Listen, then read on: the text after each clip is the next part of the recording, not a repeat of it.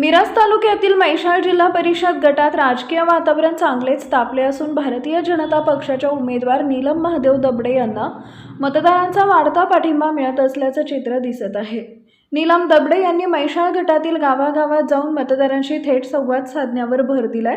त्यांच्या पदयात्रांना महिला आणि युवकांचा मोठा प्रतिसाद मिळत असून घरोघरी जाऊन त्या नागरिकांच्या समस्या जाणून घेत आहेत। भाजप सरकारच्या माध्यमातून झालेली विकास कामं आणि भविष्यात म्हैसाळ गटाचा चेहरा मोहरा बदलण्यासाठी मांडलेला विकासनामा मतदारांना आकर्षित करत आहे। प्रामुख्याने रस्ते, पाणी आणि महिला सक्षमीकरण या विषयांवर त्यांनी भर दिलाय। महादेव दबडे यांचा दांडगा जनसंपर्क आणि भाजप कार्यकर्त्यांची मोठी फळी यामुळे प्रचारात मोठी आघाडी घेतली गेली आहे।